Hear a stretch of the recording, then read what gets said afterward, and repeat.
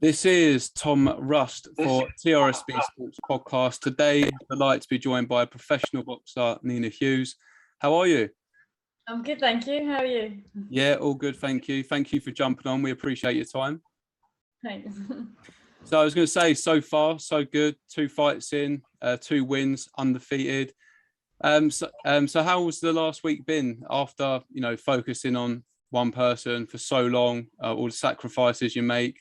Have you managed to enjoy some downtime? Yeah, definitely. I only went back to the gym yesterday for the first time, so I had like nearly a week off. Lots of time with my family, lots of nice food. What do you enjoy food-wise after a fight? Oh, just eating all my kids' Easter eggs. They got too many to eat themselves. And how do you find before a fight? Do you find it quite easy to be disciplined, or do you struggle in that area at all? I do love my chocolate, but I'm easy enough to be disciplined. Well, it's been a week since the fight. How do you reflect on it looking back? Now, I take it you've watched it maybe once, a couple of times.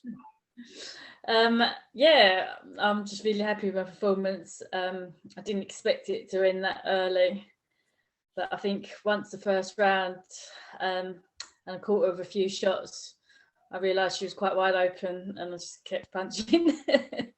What was the game plan going into the fight? Because your right hand looked absolutely deadly. Incredible start, incredible first round. But what was the actual game plan going into the fight? Because it was due to go 8 rounds, but obviously you didn't. Just take my time, pick my shots. She said she was going to come flying at us, so I was expecting them to be quite aggressive, just to box and pick my shots really. And then if I see the opening, take it. And I think in the first round, so early on, I realised I could land my right hand, so I just kept throwing it. And tell us a little bit about the first round, because you were both going for it. She took some big shots. If it weren't for the bell, probably maybe 10 seconds. If there's another 10 seconds, you might have stopped it in the first round. Yeah, well, she came up me, I think, in one corner, and I caught her with a couple of shots. And then as I moved round, she'd come flying at me again, and I caught her with her right hand. She went down. I was quite surprised to see her go down. I wasn't expecting it. And then by the time she got up, we went to go again. The bell went, so saved by the bell. Was you looking for the knockout, or is it almost a case if it comes? I was waiting for the 8 rounds. I trained hard for the 8 rounds, and I knew she was tough, and she doesn't get stopped often. So I thought it would probably go the 8 rounds. And talk to us about the second round. You only needed 40 seconds before the ref jumped in and stopped it. Well, my coach in the corner said to me, just take your time, pick your shots, don't rush anything. And I thought I was taking my time a bit, but then I see her wobble. And so then I just carried on. You talk about, you saw the openings. Was it almost, you saw it, you sort of jumped on it and you took your opportunity? Yeah, definitely. I knew I could land the big shots, so I just kept landing them. And talking about your opponent, Bec Connolly, she's been in with some good operators, some fighters that have gone on to win world titles. Again, you hit her some big shots. Was she tougher than you thought? How did you find her actually being in the ring?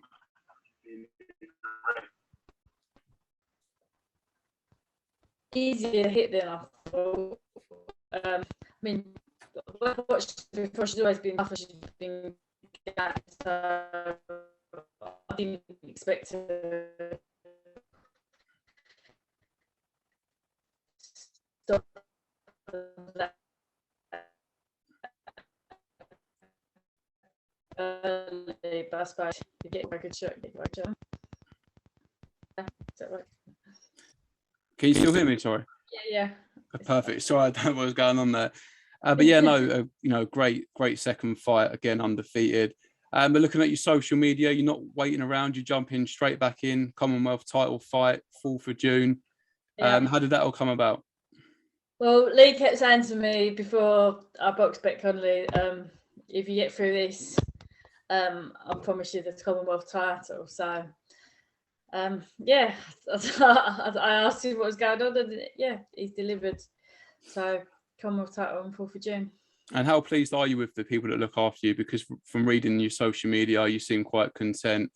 Has things sort of progressed quicker than you even expected it to? Yeah, Well, obviously, this week after MTK announced that they'd stopped trading, it was all a bit up in the air. Like, I didn't know what was going on.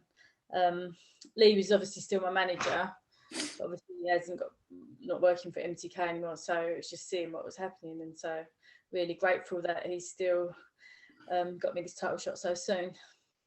And with you fighting on the 4th of June, you know, you've said you've enjoyed some time away from boxing, and maybe a few Easter eggs as well.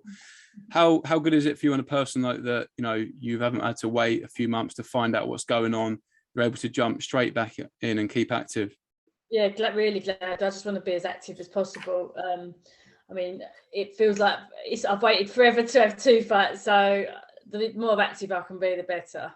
It's like, especially as it only went 2 rounds, it's not like I need a big rest and I've got cut or anything and I need a break, and I'm ready to go again soon as. So grateful that it can happen so fast.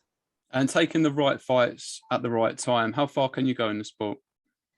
Well, I want to be a world champion, so hopefully if I can get opportunities, I can fight for a world title.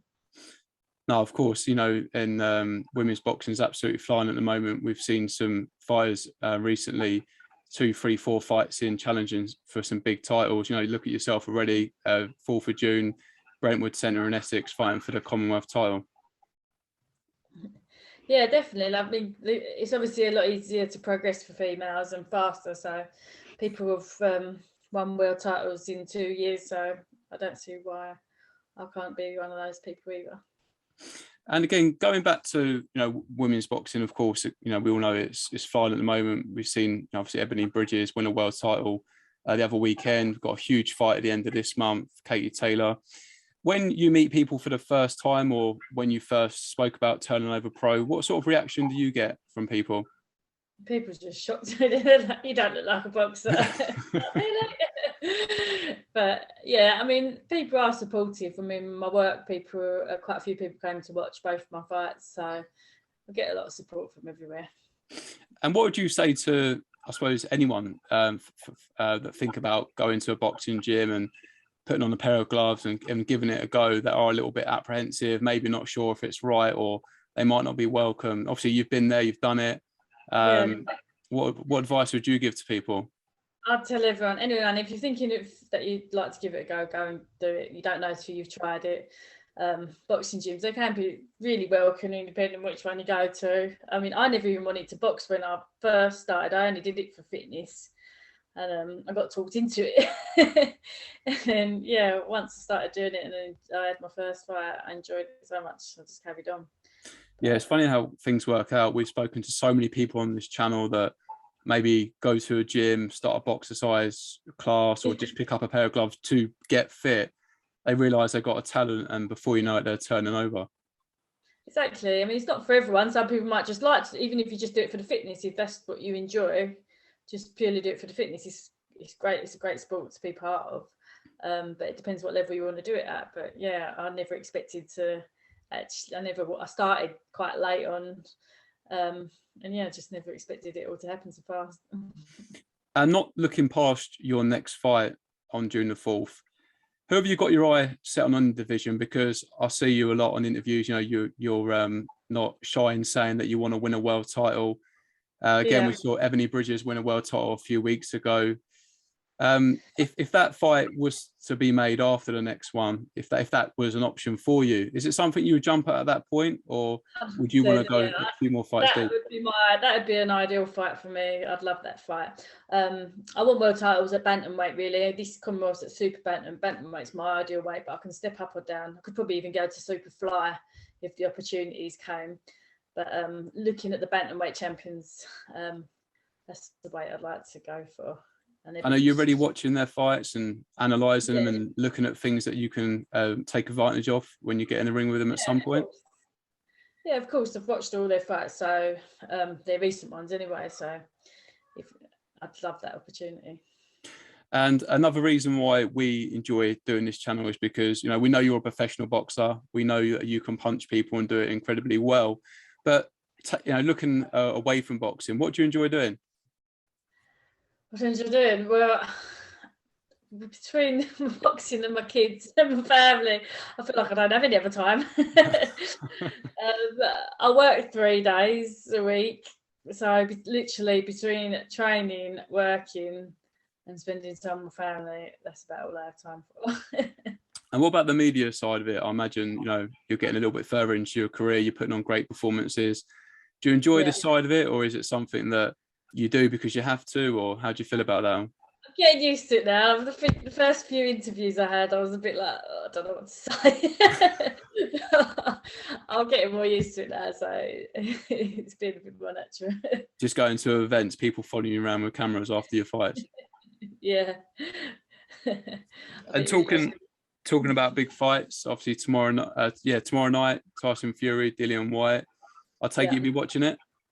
Oh, definitely. Dillian Whyte was from my amateur gym, so obviously wish him all the best. But yeah, it'd be a good fight. What do you make of all the build up? Obviously a no-show to start with. We've finally got to see him. Obviously he had his own reasons why he didn't take part, but they're being quite respectful. I think it's all mind games. It's just still playing part of it. Well, I saw an interview today with his brother Dean Whyte, and he was saying that Dillian Whyte's not had to be part of it, so he's got no sort of mental fatigue, from going to the press conferences and so on. How would you deal with that if you come up against someone that had quite a lot to say for themselves? Are you quite mentally resilient? Is it something where you could keep calm, or would you like sort of be quite fiery yourself? No, I think I'm quite a calm person, so I don't think I'd really get involved in any of that. So yeah, I think I'd be quite mentally prepared and fine with it all. So it'd take a lot for someone to get under your skin. Yeah. And what's your prediction for tomorrow night? I think Tyson Fury is going to outbox him, but I hope Dillian can do it. Yeah, it should be a great fight. And up until this point, what fights have you enjoyed this year? I can't even think what fights have been on this year. You've had the likes of obviously Ebanie Bridges fight. You've had Khan Brook, Eubank Williams, Taylor Cattrall, to say a few. But like you say, there's so many platforms at the moment, so many fights. There've been so many good fights. I can't really name a particular favourite. Just look forward to watching all the big fights. And what about Katie Taylor at the end of the month? Yeah, looking forward to seeing that. That's a close one. I can't pick a winner of that one. And looking at the landscape at the moment with the likes of Eddie Hearn working with DAZN, Sky linking up with Boxer, of course Frank Warren putting on a huge event tomorrow night. If one of those come calling for you in a couple of fights time, what platform would you like to be on? Oh, any of them would jump at the chance. So obviously it's better exposure. So yeah, I'd love to be on a platform like that. Yeah, all doing incredible things. Just before I let you go, anything else you'd like to add? No, just looking forward to the 4th of June. And big thanks to all my sponsors that have helped me get this far and supported me all along the way. For people that want to buy tickets to come and watch you fight on the 4th of June, is it a case of just following you on Instagram, sending you a DM? Yes. Is that the best way?